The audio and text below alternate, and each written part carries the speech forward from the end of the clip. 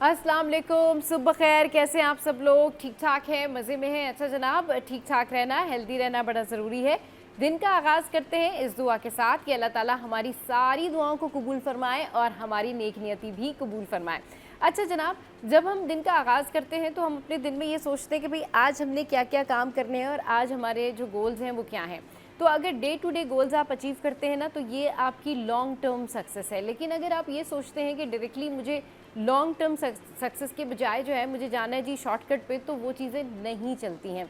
अब होता ये है कि अगर आप रोज़ाना का काम रोज़ाना करते हैं, रोज़ाना चीज़ें प्लान करते हैं, रोज़ाना आप अपने वार्डरोब का ख्याल रखते हैं, घर की सफाई करते हैं, अपनी चीज़ें मेंटेन करते हैं, तो इसका फ़ायदा ये होता है कि आप स्ट्रेस में नहीं रहते हैं और आपकी रूटीन में रोज़ाना का काम रोज़ाना होता रहता है। लेकिन जो लोग आज का काम कल पर छोड़ने के आदी होते हैं, उनके लिए होती हैं मुश्किलात। अच्छा, अब एक रेमेडी मैं शेयर करती हूँ उन लोगों के लिए जिनको क्रैम्प्स का प्रॉब्लम है, यानी कि उनको सडन क्रैम्प्स पड़ना शुरू हो जाते हैं और उनके वेन्स में खिंचाव शुरू हो जाता है। तो वो क्या कर सकते हैं और वो किस वजह से होता है? जिनको टांगों में दर्द होता है, जिनको लेग पेन होता है, वो इस वजह से होता है कि वो पानी कम पीते हैं। तो पानी का इस्तेमाल ज़्यादा करें, खाने में दही का इस्तेमाल ज़्यादा करें, बनाना खाएँ और इसके अलावा अच्छी नींद जो है वो बड़ी ज़रूरी है, स्ट्रेस से बचें। तो ये रेमेडी है। आप बेशक कितनी भी जो है वो ट्रीटमेंट कराते रहें, आप बेशक कितना भी इस चीज़ का इलाज कराते रहें, जी हमें वीकनेस है, हमें तो जी क्रैम्प्स हो रहे हैं, लेकिन आपने जो है अगर ये रेमेडी की कि आपने पानी ज़्यादा पिया, दही इनटेक में रखा, बादाम खाए और स्ट्रेस से बचे, तो आपके जो क्रैम्प्स हैं वो आपको नहीं आएंगे और आप इन क्रैम्प्स से बच सकेंगे। अच्छा जी, ख़बरें क्या हैं वो मैं आपके साथ में शेयर करती हूँ। तो जी सबसे पहले मैं आपको बताती हूँ कि सेनेट की कायमा कमेटी जो है, सेनेट की कायमा कमेटी की मज़ार-ए-कायद अवाम के लिए मज़ीद खोलने की सिफारिश की गई है। अच्छा जी, सेनेट कमेटी ने मज़ार-ए-कायद की बालाई मंजिल अवाम के लिए खोलने की तजवीज़ दी है। मज़ार-ए-कायद पर वीआईपी कल्चर का तासुर ख़त्म किया जाए, ये कहा गया जी सेनेट कमेटी में वीआईपी कल्चर का तासुर ख़त्म किया जाए, अवाम को मज़ार-ए-कायद की बालाई मंजिल तक रसाई देने की सिफारिश। मज़ार-ए-कायद पर अवामी रसाई बढ़ाने पर जोर दिया गया है। नौजवानों को कौमी तारीख से जोड़ने के लिए मज़ार-ए-कायद तक आसान रसाई बड़ी ज़रूरी है। मज़ार-ए-कायद पर सिक्योरिटी बेहतर, अवामी सहूलियात में इजाफ़े की सिफारिश। मज़ार-ए-कायद पर पानी, बिजली और सीसीटीवी निज़ाम बेहतर बनाने की हिदायत भी की गई है। और ये सारी बातें जो है वो सेनेट की कायमा कमेटी जो है उसमें की गई है कि जी इसको मज़ीद बेहतर बनाया जाए। अच्छा जी, एक और ख़बर है और ख़बर कुछ इस तरीके से है कि आपने सुना होगा इस तैयारे के बारे में, जो उर्मारा के करीब ये हादसा हुआ। तो शारजा से कराची आने वाले लापता जो कार्गो तैयारा था, उसका मलबा जो है वो अब मिल गया है। अब इसमें क्या अपडेट्स हैं, इसकी रीसेंट अपडेट क्या है, फॉलो अप क्या है इसका, ये है कि जी उर्माड़ा के करीब समंदर से तैयारे का मलबा जो है वो बरामद हुआ। लापता तैयारे की तलाश में सर्च एंड रेस्क्यू ऑपरेशन तेज़ कर दिया गया, जबकि पाक बहरिया, पाक फ़िज़ाइया और दीगर इदारे मुश्तरका कार्रवाई में मसरूफ़ रहे। तहकीकाती टीम कराची पहुँच गई है और शवाहिद जो हैं यानी ऑब्जर्वेशन जो है उसका जायज़ा शुरू कर दिया गया है। अच्छा, फ़्लाइट रिकॉर्ड, तकनीकी दस्तावेज़ात की जांच का आगाज़ भी शुरू कर दिया गया। एयरलाइन का दफ्तर सील किया गया, तहकीकात का दायरा वसी, जबकि वज़ीर-ए-आज़म की हिदायत पर सर्च ऑपरेशन में मज़ीद जो है वो तेज़ी करने की हिदायत की गई है। जंगी जहाज़, सर्विलेंस तैयारे और रेस्क्यू बोट सर्च मिशन में शामिल अमले की तलाश जारी है। मुताल्लिका इदारे हाई अलर्ट पर हैं। तो ये खबर जो मैंने आपके साथ में शेयर की। अब ब्रेक लेते हैं और ब्रेक के बाद जब वापस आएंगे तो आज हमने बड़े मज़े की बातें करनी है। आज हमें आपको बताना है कि जी कराची की फ़ूड स्ट्रीट्स में क्या कुछ हो रहा है और आप क्या चीज़ें खा सकते हैं, कहाँ कहाँ जा सकते हैं मज़ेदार खानों के लिए, खाबों के लिए। लेकिन एक छोटे से ब्रेक के बाद।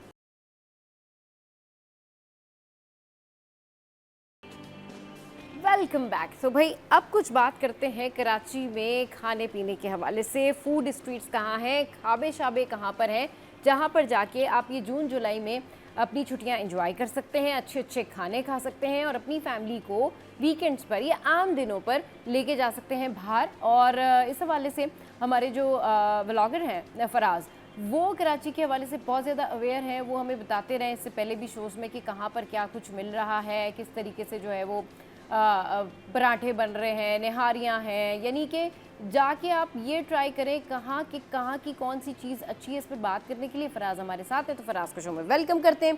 Faraz, welcome to the show. कैसे हैं आप?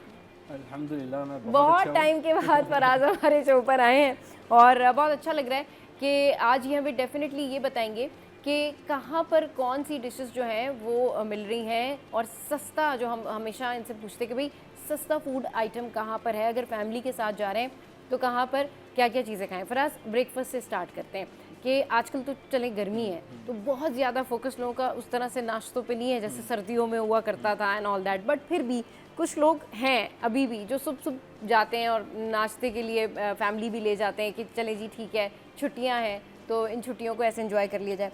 सबसे अच्छा नाश्ता कहाँ मिल रहा है भाई कराची अच्छा, नाश्ते के तो देखें कराची में बहुत सारे नाश्ता पॉइंट्स हैं हाँ। जो कि मशहूर भी हैं, मशहूर फूड स्ट्रीट्स में, कुछ हाँ। फूड स्ट्रीट से हटके हैं। हाँ। आयशा मंजिल पे है, बंस रोड पे है, हुसैनाबाद पे है, लेकिन एक नाश्ता पॉइंट जो बिल्कुल फूड स्ट्रीट से हटके है और जो कि मुझे पसंद है। हाँ। अगर आपने हैवी नाश्ता करना है हाँ। तो गुलिस्तान जौहर में 2 ब्रांचेज हैं उनकी और वहाँ पर मिलता है लाहौरी नाश्ता। अच्छा, चने हो गए, जगह पाए क्या हो है? गए, मखनी दाल हो गई, लाहौरी मुर्ग चना है। अच्छा, लाहौरी और मुर्ग चने, इस गुलिस्तान तरह जौहर मेन गुलिस्तान जौहर में। और उनके पास सही। ऐसे नाश्ते हैं कि जब आप करते हैं तो आपको लगता है कि हाँ वाकई कुछ खाया है। हाँ। वो हलवा पूरी या अंडा पराठे वाला सीन नहीं होता। ओह तो अच्छा, फील होता है कि हाँ सही। लाहौरी नाश्ता तो फिर सबको पता हैवी नाश्ते के नाश्ता लिए तो हो। भाई आप गुलिस्तान जौहर का रुख कर सकते हैं और मज़े से जा सकते हैं। अच्छा, उसके साथ क्या क्या सर्व करते हैं? फैमिलीज जाती हैं उधर? बिल्कुल फैमिलीज जा सकती हैं, अच्छी फैमिलीज के लिए उन्होंने बैठने की जगह बनाई है। हाँ। चने उनके बड़े अच्छे हैं, चना पराठा नान उनकी। हाँ। और कुलचे बड़े अच्छे हैं। अच्छा, उनकी जो लस्सी है ना वो आम लस्सियाँ कराची में होती हैं, ऊपर से दही और दूध वगैरह मिला के। लाहौर में एक लस्सी मिलती है पेड़े वाली, हाँ। तो वो उसमें बाकायदा वही उनका स्टाइल है, पूरा पेड़ा डालते हैं और उससे लस्सी बनाते हैं। लस्सी का गिलास भी ये बड़ा है। तो अच्छा। आप एक पी लें और आप हैवी हो जाएं, आपको दोपहर तक भूख ना लगे। ये तो भाई ज़बरदस्त हैवी नाश्ते के बारे में आपने बताया सुबह सुबह। अच्छा, अब जिन्होंने इतना हैवी नाश्ता नहीं करना है वो क्या करें फराज? वो किस जगह का रुख कर सकते हैं? वो अपने घर पे बैठे और लस्सी और बन खाएं, क्योंकि गर्मी लस्सी है और बंद खाएं, गर्मी है, गर्मियों का ये नाश्ता सबसे बेस्ट है। सही। अच्छा चले जी, अब कुछ बात कर लेते हैं डिनर की, लंच की, और ख़ास तौर से जो वीकेंड पे फूड स्ट्रीट्स के ऊपर रश होता है ना, वो बताएं कि भाई अब वीकेंड पे लोग अगर जाना चाह रहे हैं तो देखें, अब नॉर्मली बिरयानी खाने के लिए लोग जाते हैं, बाहर जाते हैं बिल्कुल, लेकिन नॉर्मली बिरयानी खाने के लिए ज़्यादा तादाद में लोग नहीं जाते, लोग डिफरेंट डिशेस ट्राई कर रहे होते हैं, जैसे कि वो निहारी खाने जा रहे हैं या कुछ वो steam chicken and all that, इस तरह से कुछ खाने जा रहे होते हैं। तो व्हाट विल यू सजेस्ट कि इस वीकेंड पे, अब जो ये वीकेंड आ रहा है, इस वीकेंड पे लोग कहाँ जाएं और कहाँ जाके अच्छा खाना एंजॉय करें? अगर आपने बिरयानी खानी है और खतरी स्टाइल की खानी है तो आपको सबको पता है कि खतरी स्टाइल कहाँ मिलता है। हाँ। अपना न्यू कराची की तरफ, गोदरा की तरफ। अच्छा। पूरी स्ट्रीट है, वहाँ पर लाइन से खतरी वाले बैठे हैं, बिरयानी अच्छा, वाले। सही। और हर कोई ये कहता है कि हम असली हैं। हाँ। एक को देख के दूसरे ने, दूसरे को देख के तीसरे ने, वो पूरी स्ट्रीट कायम हो गई है, फूड स्ट्रीट बिरयानी, खतरी बिरयानी की स्ट्रीट। और हर कोई ये दावा करता है कि हम रियल हैं। अब कौन सा रियल है वो तो हाँ, ये तो हाँ, खाने के ऊपर जब आप जाते हैं तो आपको पता चलता है कि जहाँ का आपको टेस्ट अच्छा लगता है। अच्छा, ये न्यू कराची साइड पे खतरी बिरयानी जो है वो मिलती है, पूरी फूड स्ट्रीट बन चुकी है खतरी बिरयानी, पूरी फूड स्ट्रीट बन चुकी है। इसके अलावा फूड स्ट्रीट, इसके अलावा हुसैनाबाद है, बहुत अच्छी है, बंस रोड है, बहुत अच्छी है। कोरंगी में एक फूड स्ट्रीट खुली है, वो बड़ी अच्छी है। बहादुराबाद में बहुत सारे नए कार्ट्स आ गए हैं, वो बड़े अच्छे हैं, बड़ी सस्ती सस्ती चीजें मिल रही हैं। क्या क्या चीजें मिल रही हैं बहादुराबाद में? क्या नहीं मिल रहा, आपको सब कुछ मिलेगा वहाँ पे। अच्छा जी, क्या क्या फिर भी? देसी फूड, इटालियन, चाइनीज, हर तरह के खाने आपको मिल रहे हैं। छोटे छोटे कार्ट्स पे ऐसे खाने मिल रहे हैं कि जिनको खाने आप बड़े रेस्टोरेंट जाते थे और हजारों रुपए दे के आते थे। जाहिर है उनके एम्बियंस होता है और एसी वगैरह चल रहा होता है। वही चीज़ आप जब एक कार्ट पे बैठ के खाते हैं तो उनकी कीमतों में बड़ा फर्क आता है। टेस्ट आपको वही मिल रहा होता है, क्वालिटी आपको वही मिल रही है। तो अगर आपको बड़े बड़े रेस्टोरेंट में बैठ के खाना है फिर तो रेस्टोरेंट्स हैं, लेकिन अगर आपको अच्छा खाना है, सस्ता खाना है, तो फूड स्ट्रीट्स में ऐसे बहुत सारे स्टॉल्स खुल चुके हैं। सही, बहुत सारे ऐसे स्टॉल्स खुल चुके हैं। अच्छा, अब क्योंकि बच्चों के साथ और वालिदैन के साथ और आप पूरी फैमिली के साथ ये सोचते हैं कि भाई हम ऐसी जगह पर जाएं जो थोड़ा सेफ़ भी हो और फैमिली इन्वायरमेंट भी हो, और आप निकले हुए रात में, वीकेंड पे या नॉर्मल डेज़ में अपनी फैमिली को लेके जा रहे हैं खाने के लिए, डिनर के लिए, कहाँ जा सकते हैं बेस्ट, और क्या क्या खाने ट्राई कर सकते हैं? रेसिपी भी बतानी है। ऐसे नहीं जान छुटनी आज। अगर आपको मुख्तलिफ आइटम्स ट्राई करने हैं तो आपको किसी फूड स्ट्रीट ही जाना पड़ेगा। अच्छा। अभी आप देख लें कि आप अगर हुसैनाबाद की साइड पर रहते हैं तो आप वहाँ चले जाएं, बहुत अच्छी फूड स्ट्रीट है, हर तरह के खाने मिलते हैं। और वो भी फूड स्ट्रीट ऐसी है कि वो बढ़ती चली जा रही है, सही, कम नहीं हो रहा कुछ। वहाँ पे स्टॉल्स बढ़ते जा रहे हैं, रेस्टोरेंट्स बढ़ते जा रहे हैं। इसी तरह बंस रोड वाली है, बहादुराबाद वाली फूड स्ट्रीट बहुत अच्छी है, लेकिन बहादुराबाद वाली जो है वो बंस रोड या हुसैनाबाद के मुकाबले में थोड़ी सी महंगी है। हाँ। लेकिन वहाँ के आइटम्स भी अच्छे हैं। अब ये आपको डिपेंड करता है कि आपको खाना क्या है। मुख्तलिफ आइटम्स खाने हैं तो फूड स्ट्रीट, अगर कोई सिंगल खाना है तो फिर आप गूगल भी है और सोशल मीडिया भी है, बहुत सारी चीज़ें सामने आ रही होती हैं।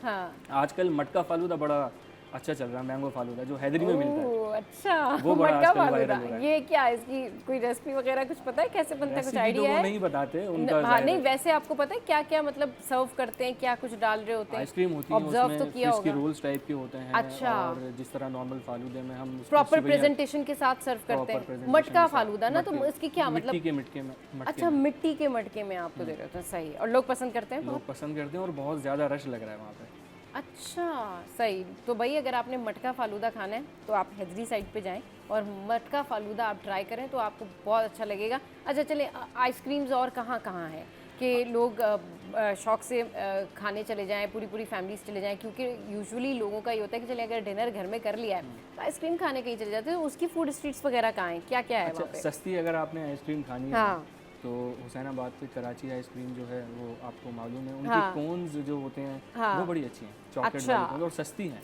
ओके। इतनी बड़ी कोन होती है मेरे ख्याल से वो 160 या 180 रुपए की, वो अच्छी खासी आइसक्रीम लगा के ऊपर से चॉकलेट में उसको पूरा कोट करके देते हैं। हाँ। उसके अलावा दीगर आइसक्रीम भी हैं, और इसी के सामने और आसपास जो है ना 4-5 दुकानें, 4-5 आउटलेट्स और भी हैं। हाँ। तो इन सब के पास अच्छी और सस्ती आइसक्रीम्स मिलती हैं। सही। बंस रोड पर एक है, बिल्कुल बंस रोड के कोने पे जहाँ से हम उर्दू बाज़ार के लिए मुड़ते हैं, हाँ। वहीं पे एक राइट साइड पे एक दुकान है, वहाँ पे भी बड़ी अच्छी मिलती है और सस्ती मिलती है। हाँ बिल्कुल, वहाँ पर भी एक शॉप है जो कि आइसक्रीम्स बड़ी अच्छी मिलती है। अच्छा, आइसक्रीम्स के हवाले से हम बात कर रहे हैं कि आप जा सकते हैं हैदरी पे मटका आइसक्रीम खाने, मटका ठीक है? फालूदा। मटका फालूदा खाने जा सकते हैं। और आइसक्रीम जो है वो आपने क्या जगह बताई एक और?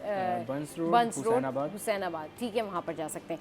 चटखारे खाने जिनको खाने हैं, जिनको भाई इस मौसम में भी पूरा फुल फ्लज खाना खाना है, निहारी और बिरयानी, टिक्के शिक्के, बारबेक्यू, वो लोग कहाँ का रुख कर सकते हैं? अगर आपने कबाब खाने हैं तो बंस रोड का एक सबको पता है, फिर घूम फिर के बाद वहीं आ रही है बंस रोड। हाँ हाँ अच्छा। हाँ, तो बिल्कुल बंस रोड के हवाले से क्योंकि बताया भाई। वो एक लेजेंडरी स्पॉट है। हाँ, और बहुत बिल्कुल। ज़्यादा मशहूर है, इंटरनेशनल ब्लॉगर आके उनको कवर करते हैं। सही। अच्छा, बिरयानी की जहाँ तक आपने बात की ना, कि कराची के कुछ बड़े बिरयानी के ब्रांड्स हैं, हाँ। वो निहारी में भी कूद गए हैं। अच्छा। और कुछ निहारी वाले हैं जो बिरयानी में बिरयानी कूद गए हैं। कूद, हाँ, तो लेकिन एक बात है कि जो निहारी वालों की बिरयानी और बिरयानी वालों की निहारी है, हाँ। टेस्ट दोनों का अच्छा है। लेकिन मुझे जो लगता है हर किसी के टेस्ट बड्स अलग होते हैं। हाँ। मुझे एक ही लियाकताबाद की बिरयानी है, उससे अच्छी मुझे कोई नहीं लगती कादरी की, अच्छा, जिसको 2 या 3 साल पहले पाकिस्तान की नंबर 1 का अवार्ड भी मिला था। अब मेरे ख्याल से वो अवार्ड अल्लाह वाले के पास आ चुका है। हाँ, और उससे पहले नसीब बिरयानी के पास था कोरंगी में। इनको ये अवार्ड्स मिले थे, सही। चलिए, इन जनरल रैंडम अगर हम बात करें तो ये बताएं कि पर्सनली फैमिलीज़ अगर नॉर्थ साइड पर रह रही हैं तो वो कहाँ जा सकते हैं जो उनके घर से भी करीब पड़े, फूड स्ट्रीट उनको आसानी हो? जो लोग गुलशन की तरफ हैं वो किस तरफ जा सकते हैं? और इस साइड पर जो बहादुराबाद साइड पर या इस तरफ ना PHS की तरफ हैं, तो वो अगर हैं तो PCHS की तरफ वो कहाँ जाए? PCHS वाले तो बहादुराबाद करीब पड़ेगा। हाँ। और नॉर्थ वालों के लिए बहुत सारी जगह करीब पड़ सकती हैं, बहुत सारे ऑप्शंस हैं। हाँ। अच्छा, लियाकताबाद सिंधी नॉर्थ होटल में का आपने एक नाम और सुना भी होगा। फूड स्ट्रीट है, आई मस्ट से कि वो आपने देखा होगा कि अंदर की तरफ एक और फूड स्ट्रीट है नॉर्थ की तरफ, नॉर्थ में वो है, भी जी, काफ़ी जी, जी, अच्छी जी, है। वहाँ जी, का जी। कुछ फेमस है उस फूड स्ट्रीट का? वहाँ फेमस तो नहीं है, हाँ। लेकिन वहाँ पे चीज़ें अच्छी हैं, मुनासिब हैं। अच्छा, कुछ ऐसा एक्स्ट्रा ऑर्डिनरी वहाँ पे मेरी नज़र से एक्स्ट्राऑर्डिनरी, नहीं गुजरा। फेमस नहीं है वहाँ का, Famous कुछ सही। नहीं। फेमस कहाँ का है और कहाँ जा सकते हैं नॉर्थ वाले, गुलशन वाले और बाकी? अच्छा, लियाकताबाद का आपने सिंधी होटल का नाम सुना होगा, तो वहाँ पर भी 1 से लेके 2, 2 से लेके 3, 3 से लेके बहुत सारी अब बाकायदा फूड स्ट्रीट बन गई है। अच्छा। वहाँ पे बिरयानी भी आपको बहुत अच्छी मिलती है। हाँ। वहाँ पे एक बन कबाब मिलता है, और उस बन कबाब की जो प्राइस है वो आम जिंगर से ज़्यादा है। हाँ। अब उसकी खासियत ये है कि उसमें जो है ना वो चपली कबाब होते हैं, बड़े बड़े हाँ। गोला कबाब, वो अच्छा। उससे बनाते हैं। और एक बर्गर में, एक बन में वो डालते हैं 1.5 अंडा, सही। 1 और आधा अंडा। हाँ। तो वो बड़ा अच्छा है, अगर किसी को ट्राई करना है वो बहुत अच्छा है। वो आप जिंगर उससे सस्ता खा लेंगे, लेकिन वो चीज़ बड़ी अच्छी है, वो खा के पेट भर जाता है। हो सकता है कम खाने वाला पूरा भी ना खा पाए। हाँ बिल्कुल, ये तो है, सही कह रहे हैं हम। अच्छा, इसके अलावा और गुलशन के साइड पे रहने वाले लोग किधर जाएंगे बारबेक्यू के लिए, टिक्कों के लिए, कबाब्स के लिए? गुलशन में तो बहुत सारे स्पॉट हैं। लोगों ने रूफ टॉप्स पे अपने रेस्टोरेंट बना लिए हैं, घर पे लोग रन कर रहे हैं, फैमिलीज रन कर रही हैं, लेडीज़ कर रही हैं, तो वहाँ पे तो बहुत स्पॉट है। अच्छा। मस्कन के पास जा सकते हैं, गुलशन वाले। मस्कन में बहुत बड़ी फूड स्ट्रीट है, और बहुत बड़े बड़े भी रेस्टोरेंट्स वहाँ पर हैं, नामी ग्रामी। और नॉर्मल कार्ड्स भी हैं। और मस्कन वाली जो फूड स्ट्रीट है वो डिस्को बेकरी से शुरू होकर वो आपके आगे तक जा रही है, जहाँ पे KU का गेट है, तो वहाँ तक जा रही है। वो बहुत बड़ी फूड स्ट्रीट है। अच्छा। तो वहाँ पे भी आपको हर तरह के आइटम्स मिलते हैं। ज़बरदस्त भाई, ये तो बड़ा ज़बरदस्त। Karachi is full of fun and food, क्योंकि लोग बहुत ज़्यादा ये पसंद करते हैं फूड। अच्छा, एक ऐसी डिश जो कि मौसम कोई भी हो लेकिन लोग कहते हैं भाई हमें खानी है, हलीम। ये ज़रा बताएं कि कहाँ से लोग जाएं और जाके अच्छा जो है मज़ेदार हलीम खा सकते हैं और फैमिली के साथ भी जा सकते हैं। ये ज़रा बताएं, ऑल टाइम फेवरेट डिश होती है हलीम। हलीम के बहुत सारे स्पॉट्स हैं। हाँ, लेकिन मेरा जो नॉर्थ वालों को कौन सा करीब पड़ेगा, जौहर वालों को कौन सा करीब पड़ेगा? वो जगह ऐसी, वो नॉर्थ वालों को भी करीब पड़ेगी। हाँ। वो अपना जो सेंट्रल में रहते हैं उनको भी करीब पड़ेगी। हाँ। और मेरी भी फेवरेट है। समनाबाद पे एक है, अच्छा, फूड स्ट्रीट। हाँ, फूड स्ट्रीट समनाबाद की तरफ, सही, वहाँ जा सकते हैं। वहाँ पर जो हलीम की एक शॉप है, रेस्टोरेंट है, वो मुझे बहुत पसंद है और मुझे वहाँ के अलावा कहीं और का हलीम उस लेवल का नहीं मिला। बहुत अच्छा। सही। और भी बहुत सारी जगह हैं, बहुत सारे रेस्टोरेंट्स हैं, लेकिन उसका मुकाबला कहीं और नहीं है। थोड़ा सा महंगा है। अच्छा। फैमिलीज़ के लिए बड़ी अच्छी जगह है, बैठ सकते हैं। जेंट्स के लिए बड़ी अच्छी जगह है। हाँ। बहुत। मिठाइयों के लिए बताएं सबसे अच्छी जगह कौन सी है, क्योंकि आजकल जो ये जो शॉप्स है ना, इनके बाहर भी इन्होंने बड़ा अच्छा अरेंजमेंट किया होता है। ये भी फालूदा वगैरह दे रहे होते हैं। एक नॉर्थ में एक कॉर्नर पर जो है बोर्ड ऑफिस की तरफ एक बड़ा सा मिठाई की शॉप है। वहाँ का बड़ा मज़े का फालूदा होता है। तो अगर आपने कभी ट्राई करना हो तो ज़रूर आप उस तरफ जाएँ और फिर आप देखें कि वहाँ से बड़ा ज़बरदस्त फालूदा आपको मिलेगा।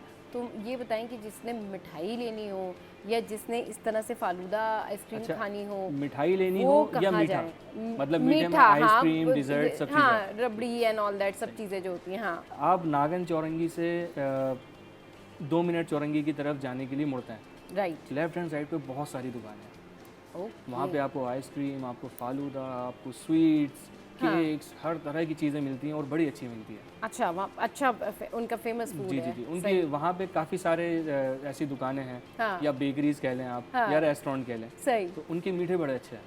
सही। उसमें क्या क्या होते हैं उनके पास डिशेस में? मुख्तलिफ चीज़ है वहाँ पे। आइसक्रीम है, फालूदा है, डिज़र्ट में आपको हर तरह का डिज़र्ट मिलेगा। हाँ। हर तरह का। अच्छा, मतलब देसी भी और देसी के अलावा जो अरेबिक हमारे कुनाफा वगैरह है। हाँ। इस तरह की हर चीज़ मिलती है। राइट। और स्वीट्स की वहाँ पे बहुत सारी दुकानें। केक्स उनके बड़े अच्छे हैं। 3 मिल्क केक उनका बहुत अच्छा है। और लावा केक है उनके पास और वेलवेट केक, ये सारी चीज़ें बहुत अच्छी हैं उनकी स्वीट्स में। सही। ये तो सारी चीज़ें जो है स्वीट्स में बड़ी अच्छी मिलती हैं। और फराज जो है जिस तरीके से बता रहे हैं ना, तो आई मस्ट से कि आप लोग ज़रूर जाएँ, इन एरियाज़ में चेकआउट करें। और जब आप फूड स्ट्रीट का पता करते हैं या पूछते तो आपको वैसे ही नज़र आ रही होती है कि जी ये सारी फूड स्ट्रीट सामने है। तो कराची में खानों की, फ्रेंड्स की कोई कमी नहीं है। बात सिर्फ ये होती है कि आपको पता होना चाहिए कि किस चीज़ के लिए आपको एक्चुअली जाना कहाँ है। Thank you very much Faraz for your time. Break लेते हैं, ब्रेक के बाद वापस आते हैं, फिर एक और अहम टॉपिक पे डिस्कशन करेंगे।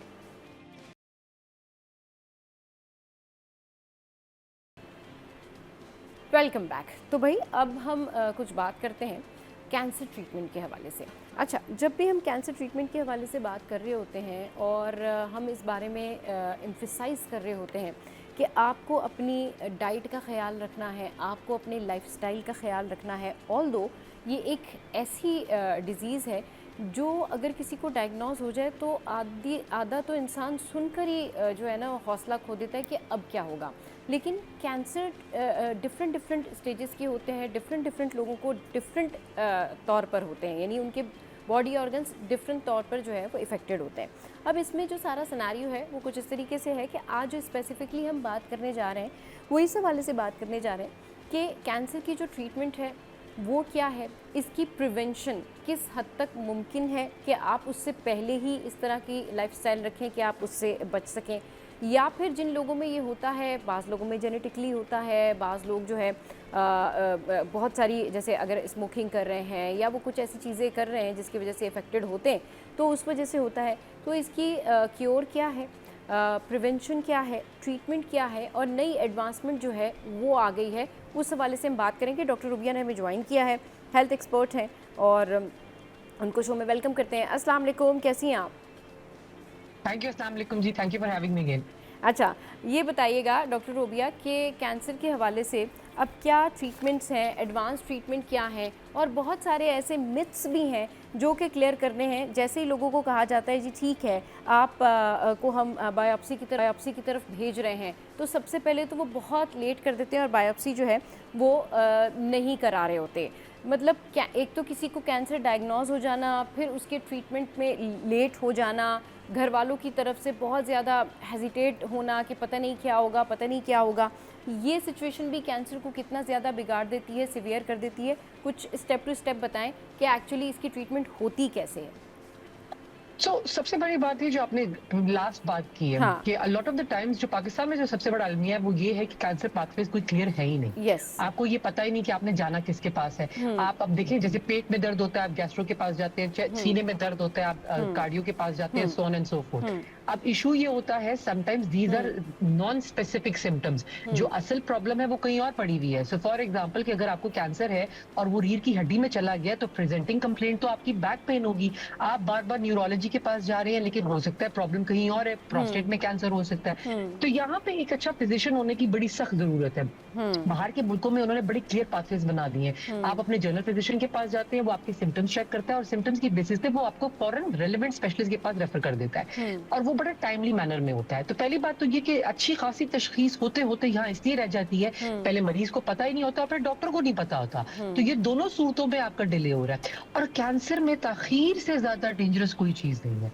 आई थिंक हमारा सबसे बड़ा प्रॉब्लम है वो ये है कि हमारा डायग्नोस होते ही सालों गुजर जाते हैं। हाँ बिल्कुल, यही मैंने आपको कहा ना कि इनिशियली अगर डॉक्टर को ये होता है, थोड़ा बहुत डाउट होता है और वो किसी को बायोप्सी के लिए भेजते हैं तो बायोप्सी कराने में इतना टाइम लगा देते हैं लोग, फिर वो डिले जो है वो स्टार्ट करते हैं। केमोस के वाले से बताइए कि जाहिर सी बात है अल्लाह ताला सबको इससे महफूज रखे, लेकिन जो लोग इस प्रोसेस से गुजरते हैं उन लोगों के कई सारे सवालात होते हैं कि क्या मैं मुकम्मल तौर पर क्योर हो जाऊंगा या हो जाऊंगी, क्या इसकी ट्रीटमेंट होगी, कितने इसके सेशन होंगे, इससे मेरे बालों के ऊपर क्या इफ़ेक्ट होगा, या बहुत सारी ऐसी चीज़ें होती हैं जो लोगों को सवालात पूछने होते हैं। और वही मैं आपके सामने भी सवाल रख रही हूँ कि इसके बारे में मुकम्मल बताएं कि ये जो केमोज होती हैं इसका क्या प्रोसेस होता है, और अगर किसी को बार बार कैंसर वापस आ रहा होता है, या यूजुअली ये होता है कि कुछ केसेस में लोग कहते हैं जी वो केमो बर्दाश्त नहीं कर सके, तो ये थोड़ा सा इस केमोथेरेपी के बारे में, इसके साइड इफ़ेक्ट्स के बारे में, इसके होते हुए जो पेशेंट की कंडीशन होती है उस बारे में बताइए। So chemotherapy is not, first of all you have to realize this कि every cancer is different. हर एक का ट्रीटमेंट प्लान डिफरेंट होता है। तो ये एक MDT अप्रोच होती है, मल्टी डिसिप्लिनरी टीम अप्रोच होती है। सो बेसिकली उसमें आपका सर्जन, आपका ऑन्कोलॉजिस्ट, आपका रेडियोलॉजिस्ट, आपका फिजिशियन, मे बी इवन आपके सारे डॉक्टर्स बैठते हैं और वो फैसला करते हैं कि आपका आगे बेस्ट कोर्स ऑफ एक्शन क्या है। सो फॉर एग्जाम्पल कुछ कैंसर जैसे आपकी अंतड़ियों का कैंसर होता है, कोलोरेक्टल कैंसर जो होता है, उसमें अक्सर पहले सर्जरी होगी। तो there is very good chance कि पहले आपकी सर्जिकल रिसेक्शन होगी और उसके बाद आपको कीमो मिलेगी। कुछ सिचुएशंस में आपको रेडियोथेरेपी मिलेगी। सो दीज आर बेसिकली शुआएं, वो वाली शुआएं जो आपको दी जाती हैं ताकि कैंसर सेल्स को सप्रेस किया जाए। अब इनकी थेरेपीज में भी डिफरेंट लेवल्स की थेरेपीज हैं। सो देयर आर थेरेपीज जो प्रिवेंटेटिव है, यानी for example in the sense कि वो आपके कैंसर को और बढ़ने से कम कर रही है, यानी कि वो पैलिएशन में तरफ जा रहे हैं। अब आप क्यूरेटिव नहीं है, आप इस इंटेंट से नहीं कर रहे कि आपने मरीज को क्योर करना है, but at the same time कुछ कैंसर थेरेपीज आर क्यूरेटिव।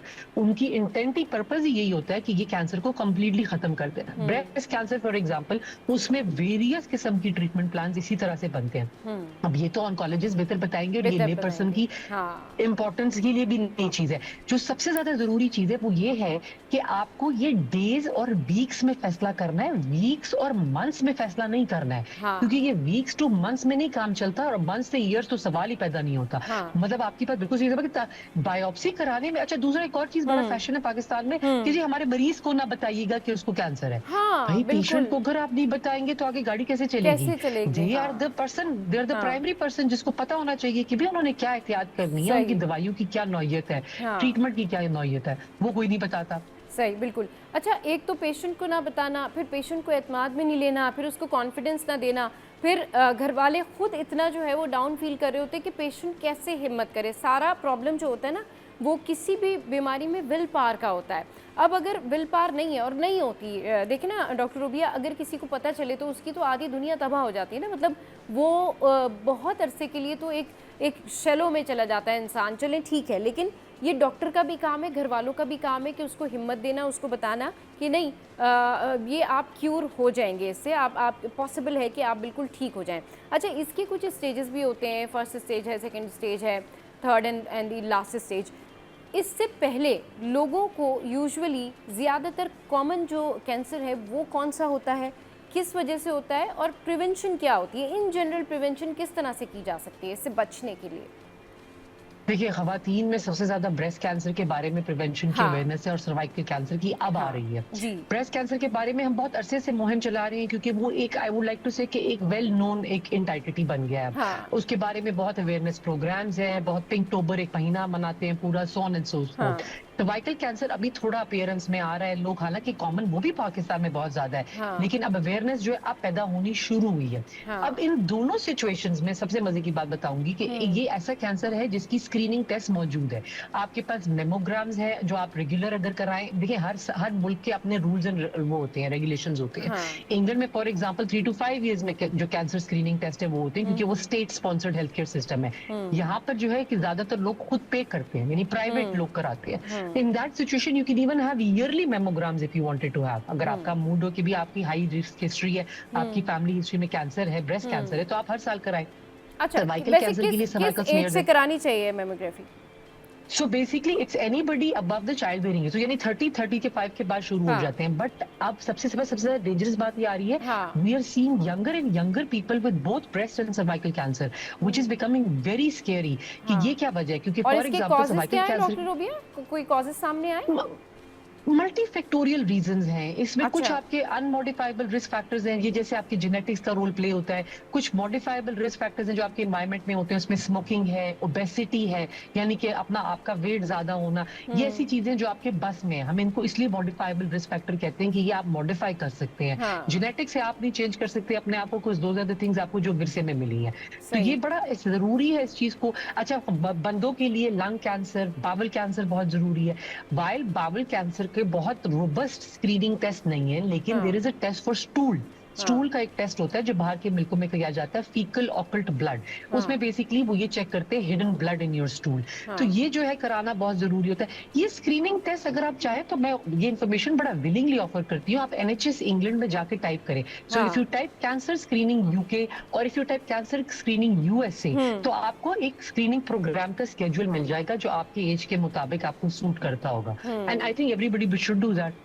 सही, बिल्कुल। और ये चीज़ें लोगों को अपनी हेल्थ के लिए करनी चाहिए। अच्छा, अब जब हम बात कर रहे हैं ना प्रिवेंशन के हवाले से, तो प्रिवेंशन के हवाले से बताइए कि थोड़ा सा लाइफस्टाइल किस तरह से मॉडिफाई किया जाए कि ये जो सर्टेन टाइप ऑफ कैंसर्स होते हैं, जो मेनली कैंसर्स होते ही लापरवाही से हैं, स्मोकिंग से हो रहे हैं, या बहुत ज़्यादा प्लास्टिक यूज़ करने की वजह से हो रहे हैं, किसी नेग्लिजेंस की वजह से हो रहे हैं, तो वो किस तरह से उससे बचा जा सके, क्या प्रिवेंशन, क्या प्रिकॉशंस होती हैं? So, सबसे जरूरी बात है कि ये बताना बड़ा जरूरी है। Lot of people say they get resigned to fate कि ये तो किस्मत में होता है जी, क्या करें। देखिए, लाइक आई मेंशन, पढ़ी लिखी बात करना चाहूंगी कि कुछ अनमॉडिफाइबल रिस्क फैक्टर्स हैं, कुछ मॉडिफाइबल। अनमॉडिफाइबल ठीक है, मैं कह सकती हूँ कि हाँ वो आप खुदा ना खासा ये कह सकते हैं आपके जीन्स में या जो भी है, पर हम मॉडिफाइबल की बात करेंगे जो आपके बस में है। Healthy lifestyle, lack of sleep. मैं स्लीप पे बहुत ज्यादा स्ट्रेस करूंगी। मुझे ये बात समझ नहीं आती है कि people are struggling to realise कि स्लीप ड्यूरिंग यूजुअल आवर्स, यानी आपके जो नॉर्मल औकात है रात के, उसकी नींद आपकी बॉडी के लिए कितनी जरूरी है for repair, for wear and tear को खत्म करने के लिए, एंटीऑक्सीडेंट इफेक्ट के लिए, for healing, for prevention of all these diseases and बीमारियां। ये बहुत जरूरी है। कैंसर में बहुत सी रिसर्च ने ये बताया है कि जो अनहेल्दी लाइफस्टाइल है उसमें स्लीप का बहुत इंपॉर्टेंट रोल है। उसके बाद आपकी डाइट आती है। अब डाइट में आपके माइक्रोप्लास्टिक्स हो गए, आपकी डाइट में अनहाइजीनिक प्रोसेस फूड हो गया। प्रोसेस फूड हमारे यहाँ बहुत कॉमन हो गया है। लाइफ बड़ी मुश्किल हो गई है, बड़ी फास्ट पेस जिंदगी हो गई है, तो इसलिए हर बंदा शॉर्टकट चाहता है। हम जल्दी से नगेट्स खा लें, हम जल्दी से सॉसेजेस खा लें वगैरह, सो on and so fourth. Lastly, lack of a positive mindset is also important. यानी जो स्ट्रेस है वो हमारी जिंदगियों में बड़ा इंपॉर्टेंट है। डॉक्टर रुबिया, बात करते हैं इस पे, ब्रेक लेते हैं, ब्रेक के बाद फिर वापस आते हैं और डिस्कशन कंटिन्यू करते हैं। Welcome back. तो डॉक्टर रूबिया इस वक्त हमारे साथ मौजूद हैं। कैंसर ट्रीटमेंट के हवाले से हम बात कर रहे हैं, जो इसके हवाले से मिथ्स होती हैं वो भी हम क्लियर कर रहे हैं, और इसका इलाज जो है कितना ज़रूरी है, इसमें ताख़ीर नहीं होनी चाहिए। सबसे प्लस पॉइंट ये है कि डायग्नोज हुआ और फ़ौरन से ट्रीटमेंट शुरू कर दिया जाए। ये जो लोग मुख्तलिफ़ जगहों पर जाते हैं, कंफर्म कर रहे होते हैं कि नहीं डॉक्टर ने तो हमें ये बताया, क्या इसका कोई ऑल्टरनेट ट्रीटमेंट है? डॉक्टर रूबिया, ये जो पेशेंट का जो केस है, जो उसका मर्ज़ है, उसको कितना ख़राब कर देती है ये चीज़? This is extremely dangerous because what happens unfortunately in Pakistan is कि people like to buy healthcare। यहाँ पे जो सच्ची बात है ना वो ये हो रहा है। सही। एक तो आपके ये कि आप मल्टीपल डॉक्टर्स की एक्सेस ले सकते हैं, लाइक आई सेड कि आप जितने पैसे देंगे पैसा पे तमाशा देख वाली बात है। दूसरा जो सबसे बड़ा रोल है आर द मुफ्त के मशवरे। सो आई हैव अ फुप्पी की चाची का ताई का बेटा वो डॉक्टर है, मैं उससे पूछता हूँ। वो फलाने का फलाना रिश्तेदार डॉक्टर है वो अमेरिका में, मैं उससे पूछता हूँ। जो ऑन पहली बात सबसे रूल नंबर 1, जो ऑन ग्राउंड डॉक्टर नहीं है, जिसने आपको हाथ लगा के चेक नहीं किया, जो आप जिससे आपकी बातचीत फेस टू फेस नहीं हुई है, that opinion is completely useless. उसको ये नहीं पता कि आपकी फंक्शनिंग क्या है। कैंसर की ट्रीटमेंट में एक सबसे इंपॉर्टेंट चीज जो प्रोग्नोसिस डिफाइन करती है और ट्रीटमेंट प्लान बनाती है, वो पेशेंट का फंक्शनिंग स्टेटस है। यानी डॉक्टर ये डिसाइड करता है पेशेंट को देखिए ये पेशेंट कितना फिट और एक्टिव है, और उसके हिसाब से वो टेलर करता है cancer treatment plan. It's not one size fits all. यानी कि अगर कोई फ्रेल है, कोई एल्डरली है, कोई 75 से ऊपर जैसे एज ज्यादा है, तो उनकी सिचुएशन में डिफरेंट ट्रीटमेंट होगी। कोई यंगस्टर आता है, कोई 35 ईयर ओल्ड आता है, कोई फिट एंड एक्टिव बंदा आता है, तो it's different. So what I am trying to say is कि ये स्पेक्ट्रम ऑफ ट्रीटमेंट है। अब उसमें ये हो रहा है कि आप रैंडम डॉक्टर से मशवरे तो ले रहे हैं, और वो आपकी गुडविल में या मजबूरी में जवाब भी दे रहे हैं, लेकिन वो मशवरा आपके लिए भी यूजलेस है, और आपको ये बात पता है, क्योंकि कोई वो मशवरा मानता भी नहीं, पहली बात। दूसरी चीज ये कि what you are doing is unnecessary delay कर रहे हैं। कैंसर ट्रीटमेंट एक ऐसी चीज है, अगर आप कुछ भी मैसेज ना आज लेके जाएं, सिर्फ ये मैसेज लेके जाएं कि इसमें मिनटों, घंटों, दिनों से बहुत फर्क पड़ जाता है आपके प्रोग्नोसिस में। अगर आपकी ट्रीटमेंट 2 दिन पहले शुरू हुई है, that will be completely different prognosis to 2 days later. लोग समझते थे, अक्सर हमारे इंग्लैंड में हमारे एनएचएस में प्राइवेट प्रैक्टिस कम होती है, इट्स मेनली स्टेट प्रैक्टिस, तो उसकी टाइमलाइंस बड़ी स्पेसिफिक होती हैं। तो मेरा हमेशा कैंसर स्पेशलिस्ट से सवाल होता था कि इस सिचुएशन में why would anybody want to come private? ये तो लाखों करोड़ों की ट्रीटमेंट्स हैं, तो फ्री में मिल रही हैं, तो क्यों कोई प्राइवेट जाएगा? तो उन्होंने ये कहा कि because even a day being seen 1 day earlier makes a difference। यानी एक दिन भी जल्दी अगर कीमो शुरू हो जाए उससे भी फर्क पड़ता है, और ये वजह है कि लोग ऐसे मुल्कों में बेच के चीजें प्राइवेटली भी जाते हैं। और एक जो which brings us to the sad next topic कि हमारे यहाँ एक और प्रॉब्लम ये कि finances. Whenever cancer diagnosis is given to the family, तो वो फैमिली की कमर टूट जाती है, क्योंकि उन्हें पता होता है कि उन्होंने अब या तो घर बेचना है, या गाड़ी बेचनी है, या गुर्दा बेचना है, कुछ बेच के उसकी ट्रीटमेंट प्लान बनाना है। मैं एक बात जो क्लियर करूंगी, आई नो कि हमारी सरकारी अस्पतालों पे बहुत बोझ है, बहुत बिजी है, बहुत लंबी लिस्टें हैं उनकी, लेकिन आप बड़े स्पेशलिस्ट सेंटर से ही कैंसर की ट्रीटमेंट करवा सकते हैं। आप छोटे सेंटर में नहीं जा सकते। तो वेदर वो प्राइवेट बड़ा सेंटर है या गवर्नमेंट का बड़ा सेंटर है, it has to be a big centre. Just remember this. Small centres भी बने होते हैं प्राइवेटली, वहाँ पर भी लोग जा रहे होते हैं जस्ट बिकॉज ऑफ दैट कि नहीं थोड़ा खर्चा भी कम हो जाएगा और आसानी से हो भी जाएगा। वो सिचुएशन बताइए, वो क्या सिनेरियो बनता है उसका? सो प्राइवेट कीमो आपको मिलती तो है, ये सारी बातें सही हैं, लेकिन एक बड़े टर्शरी सेंटर या सेकेंडरी के सेंटर में सबसे बड़ा पॉजिटिव जो मैंने बोला है एमडीटी का। आपकी सारी टीम वहां मौजूद है। जिस डॉक्टर ने आपकी बायोप्सी की, जिस डॉक्टर ने आपका सीटी स्कैन किया, एमआरआई किया, जिस डॉक्टर ने आपकी सर्जरी की, जिस डॉक्टर ने आपको कीमो दी, वो सारे एक ही छत के नीचे बैठे हुए हैं। उसका और साइकोलॉजिस्ट जिसने आपको थेरेपी देनी है, उसका सबसे बड़ा फायदा ये कि जहां आप थोड़ा सा स्लिप हो रहे हैं तो वो फौरन पकड़ा जाएगा। बाहर आप जब प्राइवेट सेंटर से इधर उधर से जब ट्रीटमेंट लेते हैं तो फिर there is a good chance कि इन्फेक्शंस मिस हो जाएंगी, रिलैप्सेस मिस हो जाएंगे, फॉलो अप मिस हो जाएगा, onus of responsibility solely patient पे चला जाएगा। यानी अगर मरीज 100% एहतियात नहीं कर सका तो कुछ ना कुछ ट्रीटमेंट में मिस हो सकता है। सही, कुछ ना कुछ ट्रीटमेंट में उसका मिस हो सकता है। अच्छा, कुछ लोगों को तो चले हो गया, डायग्नोज हो गया, सडन डायग्नोज हो गया, लेकिन जिनकी फैमिली हिस्ट्री है, जिनको जेनेटिकली है, जिनके जीन्स में है, वो लोग किस तरीके से, बाकी लोग जो है किस तरीके से उसको चेक करवाएं, क्या क्या चीज़ें करें, उसके लिए क्या प्रिवेंशन होती है और उसकी एहतियात क्या है कि आपने कितने दिनों में जाके टेस्ट करवा लेना है अपना? So a few things. Number one, अगर आपका हेरिडिटी कैंसर प्रूव हो गया, जो आपकी अक्सर बायोप्सी में हो जाता है, सो कोलोरेक्टल कैंसर है, ब्रेस्ट कैंसर है, सो on and so fourth, in cancer की जब ये प्रूवन हो जाए कि इधर हेरिडिटी, तो बाहर के मुल्कों में तो पूरे फैमिली की जेनेटिक टेस्टिंग ऑफर होती है. Genetic testing in Pakistan is expensive because most of the samples have to go abroad for testing. So a lot of the times rarer or some common चीजों में भी जेनेटिक टेस्टिंग के लिए sample कहीं और जाता है.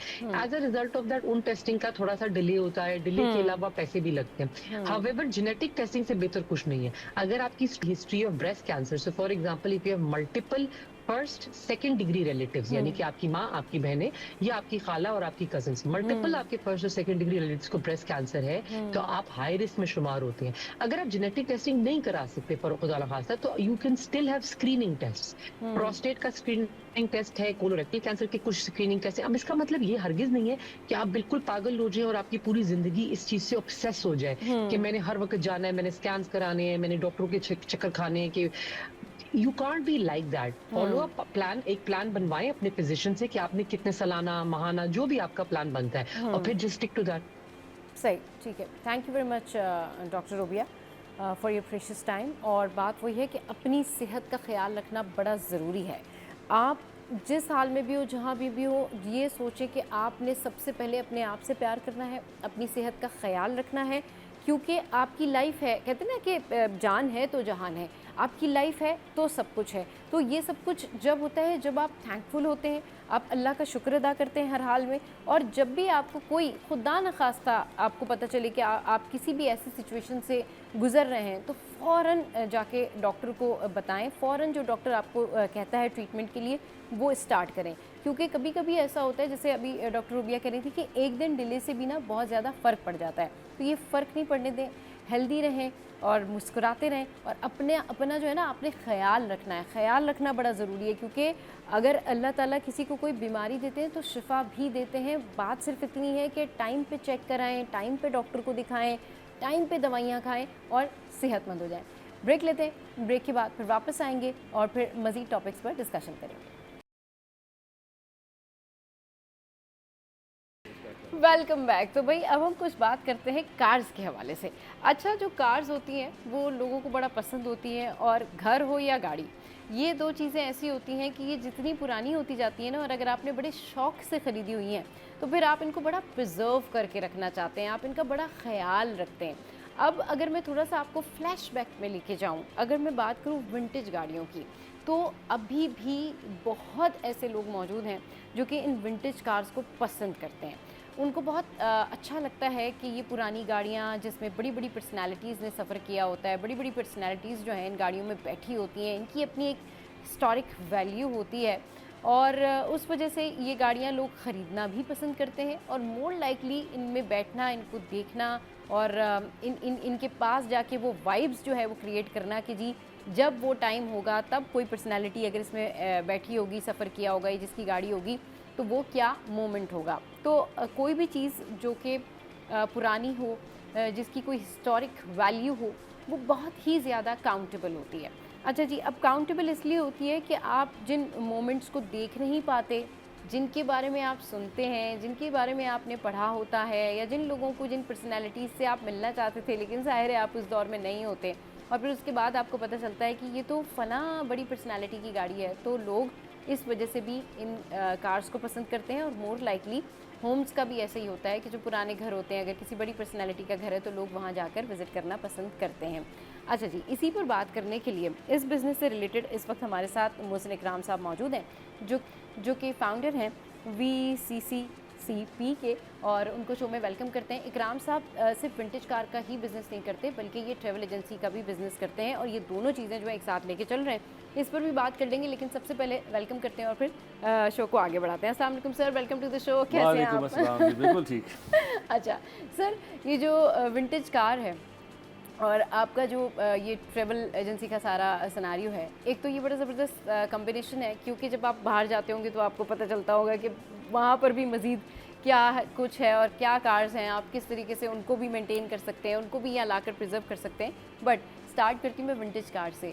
इसके बारे में बताइए कि जो विंटेज कार्स होती हैं, इनकी क्या तारीख़ी अहमियत होती है, और अब तक आपके पास कितनी विंटेज कार्स हैं, कितनी आपने रेनोवेट की हैं, इस हवाले से बताइए. जी आपने एक बड़ी अच्छी बात ये की, दो बातें आपने की जो मैंने नोट की खास, कि आपने एक तो कहा कि पुरानी बिल्डिंग्स जैसे होती हैं उसी तरह ये विंटेज कार्स, इनकी अपनी स्टोरीज और बड़े बड़े लोगों ने इनको यूज़ किया हुआ इन कार्स को। सो चीज़ ये है कि जी बिल्कुल ऐसी बात है। और एक मेरा क्लब है जी, squad the vintage and classic का क्लब ऑफ पाकिस्तान, VCCP जो आपने बताया। VCCP मैंने फॉर्म किया था when I was 17 years old.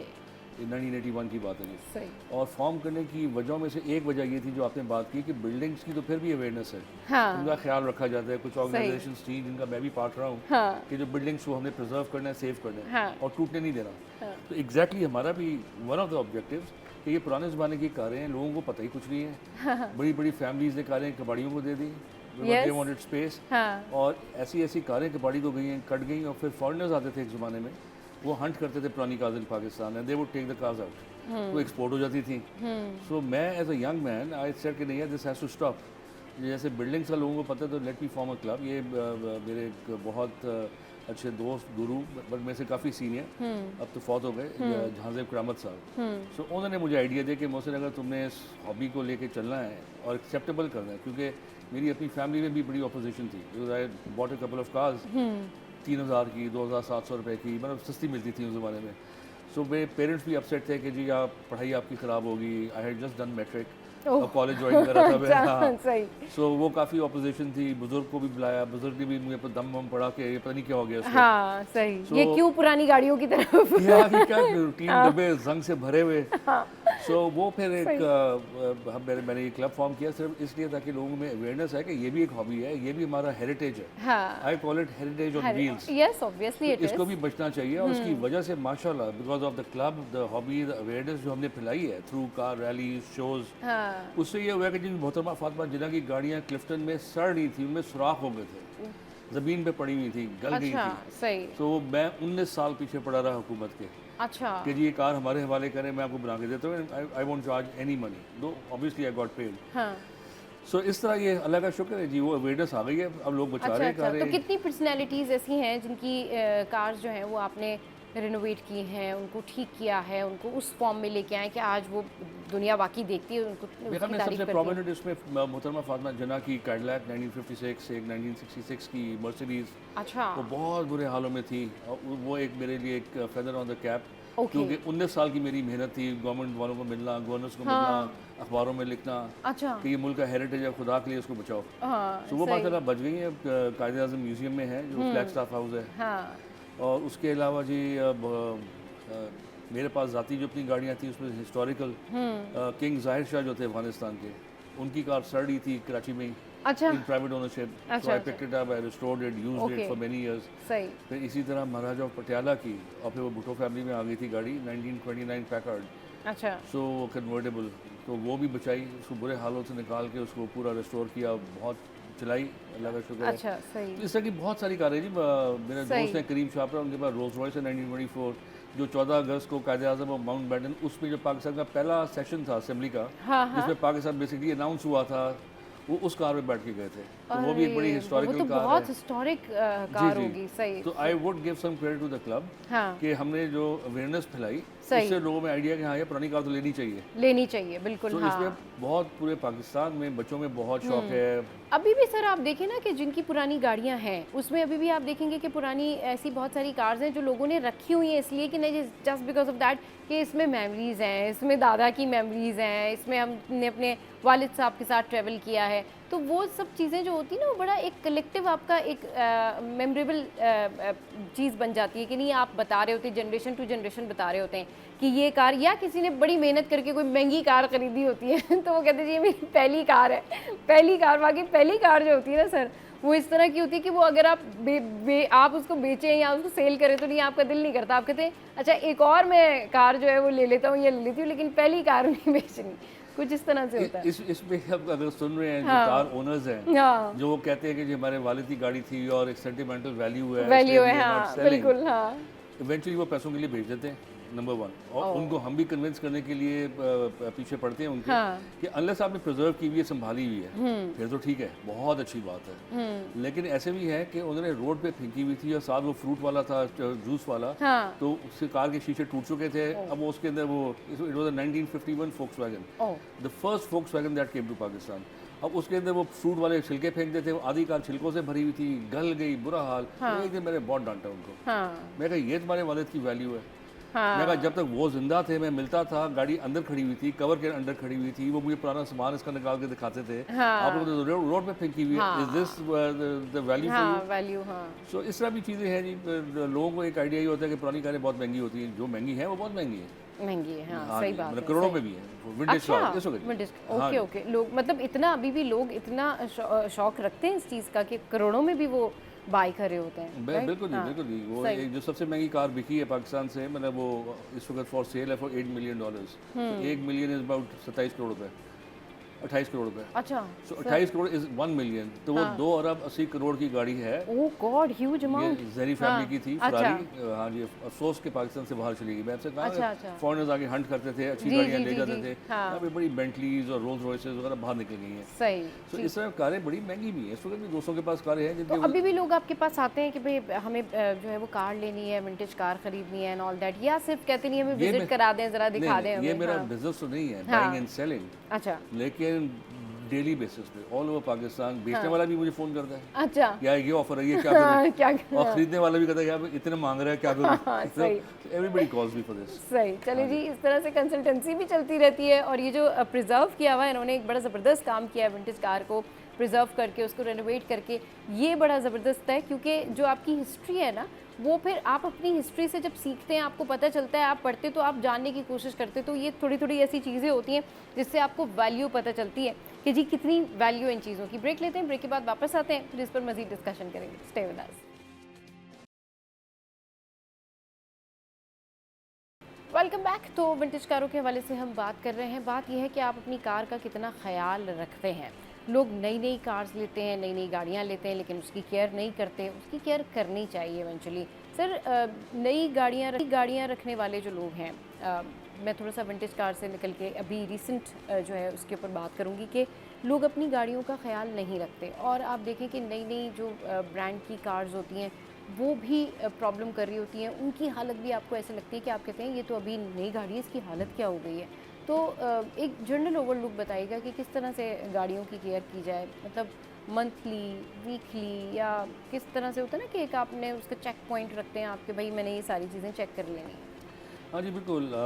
अच्छा, vintage cars to modern cars, जो बाकी तो बेसिक्स आर द सेम जी। खाली जो एक मेजर डिफरेंस आया वो ये है कि नई cars are lot more, they have lot more electronics. अब वो भी ट्रांजिशन हुआ है कि आहिस्ता आहिस्ता इलेक्ट्रॉनिक्स बढ़ते गए, कंप्यूटर्स आ गए, ECUs एंड ऑल दैट। तो वो एक आम मैकेनिक के लिए एक दर्द सर बन गया कि गाड़ी खराब हो गई, स्टार्ट नहीं हो रही। वो तो खाली प्लग चेक करेगा, तारे करंट चेक करेगा, फ्यूल चेक करेगा, लेकिन ये तो कुछ और ही मसला है। इलेक्ट्रॉनिक तो हर एक वो डायग्नोज होता है कंप्यूटर्स के साथ, वो हर एक के पास नहीं होता, किसी किसी के पास होता है। उनके पास इतना रश लग जाता है कि फिर गाड़ियाँ मेंटेन नहीं होती। लेकिन बाकी आपने जो कहा कि किस्सा करें मेंटेन, तो आई थिंक उसके अंदर बड़ा ज़रूरी है कि विद न्यू कार्स, कि अगर आपने नई कार ली है तो कम अज़ कम 2 हफ्ते में एक दफ़ा उसका, या महीने में एक दफ़ा नई कार में आप उसका कूलेंट चेक कर लें, उसका आप ऑयल चेक कर लें। ऑयल जो मैन्युफैक्चरर ने रेकमेंड किया हुआ है कि आपने हर 3 महीने बाद या 6 महीने बाद और इतने किलोमीटर्स बाद वो ऑयल चेंजेस ज़रूर करें। वो बड़ा क्रिटिकल होते हैं। मैं खुद बड़ा केयरलेस हूँ उसमें। अच्छा। हाँ, बस मैं कहता हूँ चल रहा है अभी ठीक है, बट विद ओल्ड कार्स चल जाता है मामला। सही। But specially with new cars oil changes बड़े क्रिटिकल होते हैं। बाकी महीने में एक दफ़ा चेक कर लें इसी तरह गाड़ी।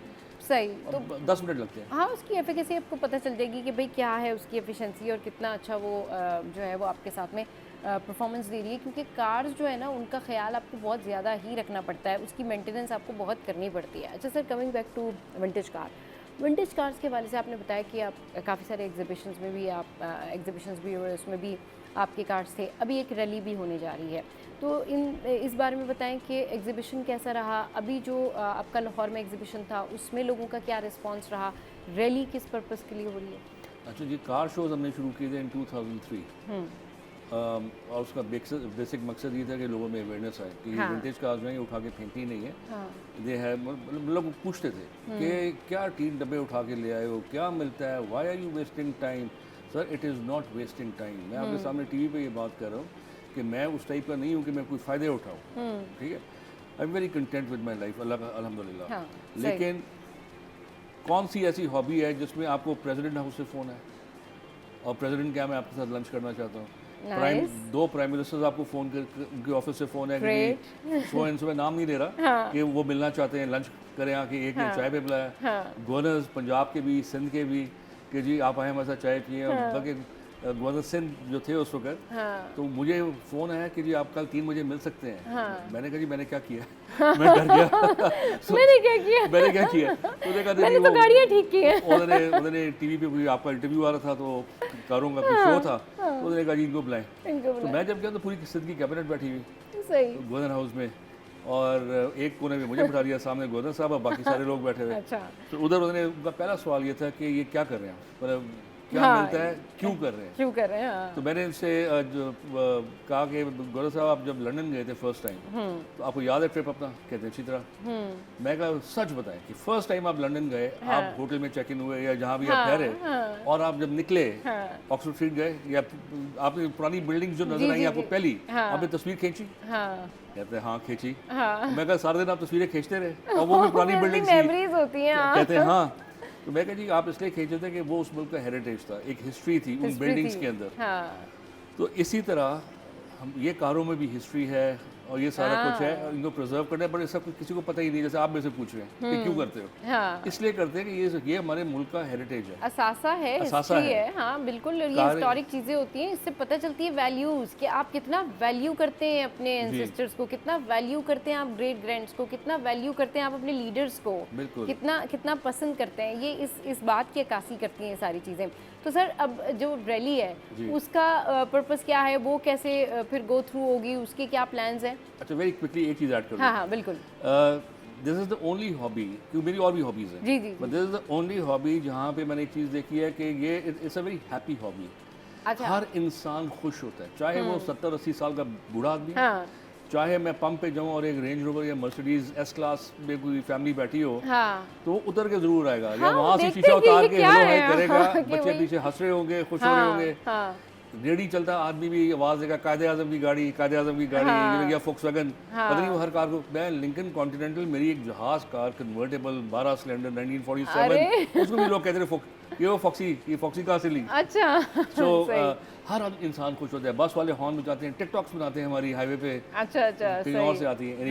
अब आपने रैली का जो पूछा, रैलीज हमने जी 2010 में शुरू की थी, और उसका भी मकसद ये था कि हमको ड्राइव करने का शौक है अपनी कारें की। एक कार आपने कचरे से उठा के टुकड़ों से आपने उसको दोबारा रिस्टोर किया है, सो सबसे ज़्यादा प्लेजर मिलता है उसको यूज़ करने में। तो ठीक है, शहर में तो चल जाती है, ख़राब भी हो जाती है, ठीक हो जाती है। हमने कहा let's do a rally cross country, लोगों को दिखाने के लिए जो क्रिटिसाइज़ करते थे इस हॉबी को कि ये कारें चल भी सकती हैं एंड दे आर रिलायबल।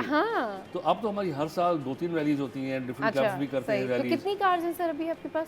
जाती नहीं, जो ये विंटेज वाली जो कार्स हैं आपके पास, ये पाकिस्तान में? हाँ, कुछ 300-400 तो होंगी। अच्छा, which is a big number। पहले 30-40 होती थी, अब ऐसा तो रिस्टोर हो के सामने आ रही है। सही। और अब रैली आ रही है हमारी, इंशाल्लाह this is going to be the largest rally ever in Pakistan. Foreigners भी आ रहे हैं उसमें, ईरान से some families are coming with their cars इंशाल्लाह। हाँ, सही। और अच्छा, सब अब वो लोग भी अपनी कार्स लेके आ रहे हैं, तो बहुत जबरदस्त हो जाएगा। जो क्लब है which I run, vintage and classic car club of Pakistan, the oldest and the largest club in Pakistan and the only one registered with the government, registered with international body हमारी जो है, जैसे फीफा फुटबॉल आजकल world cup करा रहा है। जी जी बिल्कुल sir, world cup बस मेसी याद दिला दिया आपने मुझे। ऑलमोस्ट एज बिग एज हमारी जो है FIFA, federation of international vintage automobile. अच्छा, तो my club is a member of that. तो एक हमारी जो भी हम करते हैं वो 100 मुल्कों में पब्लिश होता है। सही। सो पाकिस्तान को एक बड़ा सॉफ्टवेयर इमेज पाकिस्तान का प्रोजेक्ट हो रहा है वर्ल्ड वाइड।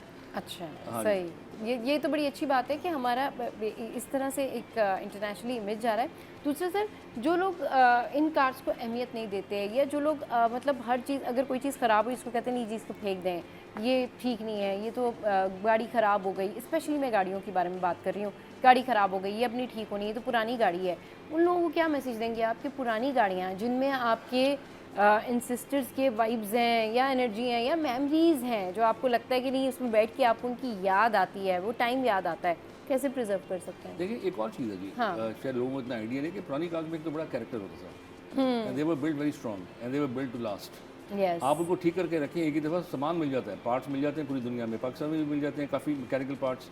बाकी दुनिया बहुत छोटी है, आपने ऑनलाइन बैठ के ऑर्डर किया और ठक करके पोस्ट में आ गया। इसमें मैं सिर्फ ये कहना चाहूँगा हुकूमत को कि हमने बड़ा स्ट्रगल किया था कि विंटेज कार्स की इंपोर्ट अलाउ करें। अभी आपका जो रूल है दैट सेज कि a car not more than 3 years old can not be imported. तो विंटेज कार्स किसी को हर्ट नहीं करती, साल में 50 आ जाएंगी, आप ड्यूटी लें हमसे। सो ये हुकूमत जो थी हमारी 2015-16 में उन्होंने करवा दिया था, बट अगली हुकूमत ने ठक करके बंद करवा दिया उसको। सो चलिए वो तो सर पॉलिसीज हो गई ना, लेकिन मैंने तो आपसे ये इन जनरल ये पूछा है कि लोगों को क्या करना चाहिए, वो कैसे ख्याल रख सकते हैं, कैसे अगर किसी के फादर की कार है, किसी के दादा की कार है, तो वो कैसे उसकी टेक केयर करे, कैसे उसको विंटेज लेवल तक ले जाए उसको? Time, effort and money. अच्छा हाँ, वही ना मैंने कहा कि महंगा शौक है ये है सर। खुद काम करें। अच्छा सही, खुद काम करें। मैंने started I didn't have money.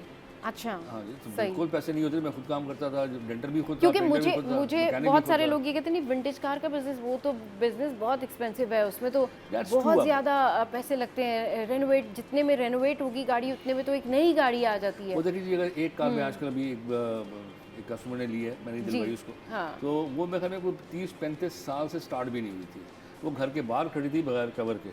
अच्छा तो अब आप देखें 30 सालों में 35 सालों की बारिशें, तूफान, मट्टी, पता नहीं क्या क्या क्या क्या, ठीक है ना जी, सामान भी चोरी होना शुरू हो गया। अब वो अगर आप मेंटेन कर रहे होते उसको 30-35 साल से, और आप एक एक्स अमाउंट उस पर खर्च रहे होते हर साल, थोड़ा थोड़ा खर्चा जाता है, वो बुरा नहीं लगता। सही, तो वो बिल्टअप हो गया आज इतना हो गया कि आपको आज 40 लाख रुपए लगाने पड़ेंगे गाड़ी के ऊपर, तो वो लगते हैं बहुत ज़्यादा महंगा शौक है। भाई बात है कि आपने उस स्टेज पे आने क्यों दिया उसको, ना आने दें, जिनके पास अभी भी है उस स्टेज पे ना आने दें। सही, कराची में रश बहुत लगता है, हाँ सिर्फ सफाई चाहिए उसके लिए, साफ करते रहेंगे गाड़ी ठीक रहेगी। सही, बिल्कुल ये आपने ना केयर करना बड़ा ज़रूरी होता है, और अगर आप केयर करते किसी भी चीज़ की अगर आप केयर करते हैं ना तो वो डेफिनेटली फ्लरिश करती है, वो अच्छी लगती है। अब यहाँ पर तो एक सर उसूल ये है ना कि इतनी नई गाड़ियाँ हैं, इतनी सारी चॉइसेस हैं लोगों के पास, तो अगर कोई इंसान मेहरान गाड़ी लेके अपने फादर की अगर या करोला पुरानी वाली करोला लेके या कोई भी ब्रांड लेके वो जा रहे हैं, तो वो लोग कहते हैं ये मतलब ये क्या बेवकूफ़ी है भाई, इसको बेचो, नई गाड़ी लो उसमें पैसे लगाओ, वो ज़्यादा बेहतर है।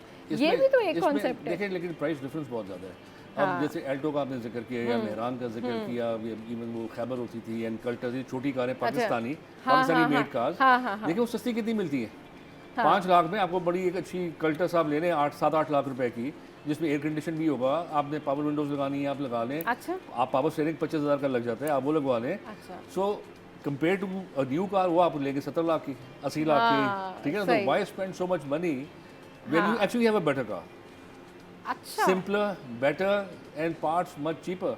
मेरा छोटा सा काम होता है हमारी नई गाड़ी के अंदर, वो अगर हम अब डीलरशिप पे नहीं भेजते, ये डीलर्स भी सुन लें, वो एक डीलर ने मुझे 15, मेरी गाड़ी थोड़ी लग गई थी, तो 15,75,000 का एस्टिमेट दिया। अच्छा, हाँ जी। सो मैंने गाड़ी वहाँ से निकाली, मैं कहा मैं इनसे क्यों कराऊँ, मैंने मार्केट से पार्ट्स खरीदे जो चाहिए थे मुझे, बाकी लोकली सही करा ली, टोटल खर्चा मेरा 5 लाख आया। तो वाई कहाँ 15 लाख और कहाँ 5 लाख, जी जी जी, ह्यूज डिफरेंस। एक चीज़ और है कि जी नई कार जो बनती है तो वो आपको पता है आजकल क्लाइमेट का भी बड़ा एक इशू है। हाँ, सो उसमें नई कारें कंट्रीब्यूट करती हैं for things to get worse, क्योंकि प्रोडक्शन हो रही है, फैक्ट्री चल रही है, धुएं निकल रहे हैं उसके अंदर से, मेटल यूज़ हो रहा है, वेस्ट जा रहा है दरियाओं के अंदर, पानी में फिश खराब हो रही है आपकी। जैसे कपड़ों का भी है, नए कपड़े भी बन रहे हैं तो वो भी लेदर गुड्स बन रही है, सत्यानाश हो रहा है हर चीज़ का। अगर पुरानी चीज़ें प्रिजर्व दैट, उसको चलाएं, संभालें, सिंपल है, सस्ता भी पड़ेगा आपको। यूज दैट 70-80 लाख रुपए एक्स्ट्रा जो आप ये बेच के वो लेंगे, बेहतर है वो पैसे कहीं और यूज़ कर लें, कहीं और यूज अपने बच्चों को सोना खरीद के दे दें, कहीं इन्वेस्ट कर दें। ये देखिए प्लानिंग और स्ट्रेटजी भी जो है ना वो सर साथ साथ बता रहे हैं कि किस तरीके से आपको फ़ायदा हो सकता है। Thank you very much sir for your precious time. आप हमारे स्टूडियोज़ आए और आज हमने बहुत ज़बरदस्त बात की है, यू नो, और मुझे बहुत अच्छा लगा सर से बात करके, क्योंकि ये जो आपकी मेमोरीज़ होती है ना, इनको प्रिजर्व करना, इन यादों को कहीं ना कहीं संभाल के रखना, ये बड़ा क्लासी काम भी है और इसमें ना आपकी मेंटल वेलबींग भी बड़ी है, मतलब आपके मेंटली एक्टिविटी जो है ना वो भी बड़ी ज़बरदस्त होती है, क्योंकि आप किसी को याद कर रहे हैं, अपने पेरेंट्स को याद कर रहे हैं, अपने दादा दादी को याद कर रहे हैं, सिस्टर्स को याद कर रहे हैं, तो कहीं ना कहीं आप कंट्रीब्यूट कर रहे होते हैं कि नहीं, अगर आप उनको याद रखते हैं तो वाकई आपने उनकी वैल्यू भी रखी हुई है और कहीं ना कहीं उनकी चीज़ों को आपने संभाल के रखा हुआ है। ब्रेक लेते हैं, ब्रेक के बाद फिर वापस आएंगे, एक और टॉपिक पर डिस्कशन करेंगे।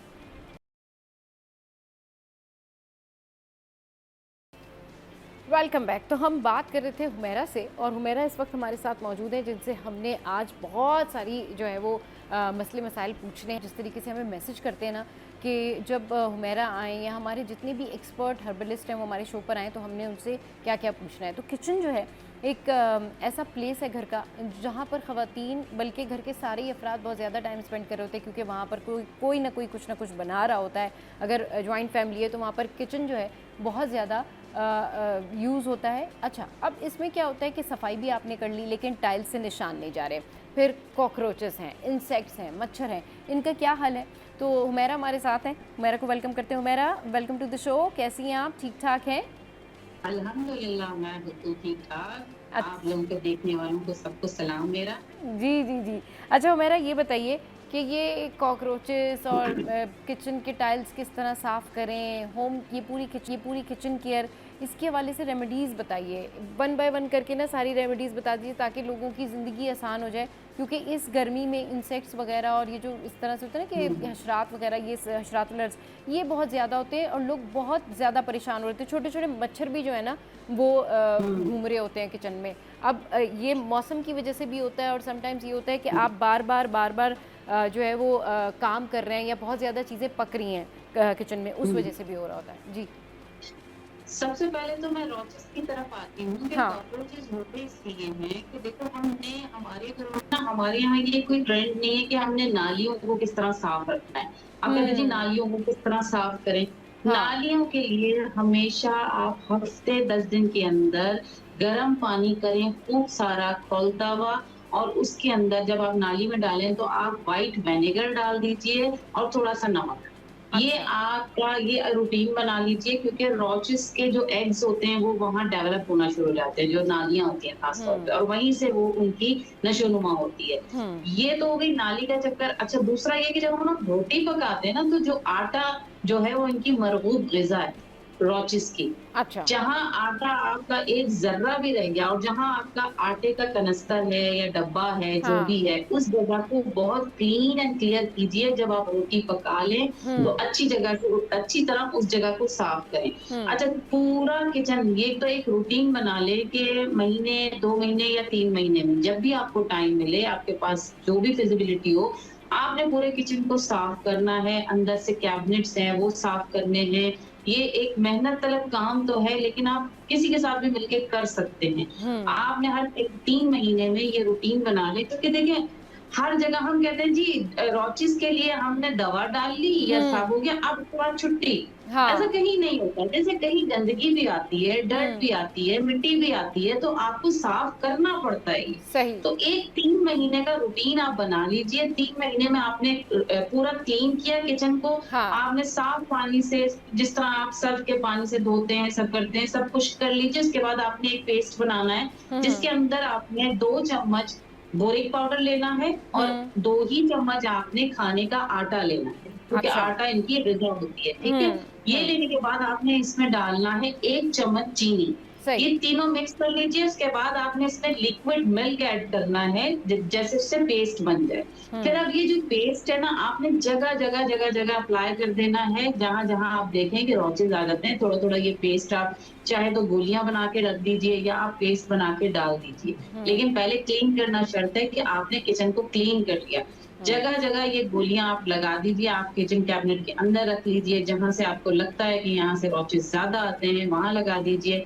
आहिस्ता आहिस्ता रोचेस आपके किचन से खत्म हो जाएंगे, क्योंकि वो इसे खाएंगे, बाइट करेंगे तो उनका पेट डिस्टर्ब होगा। बोरिक पाउडर से बेसिकली पेट डिस्टर्ब होता है, जिसकी वजह से वो भाग जाते हैं, खत्म हो जाते हैं।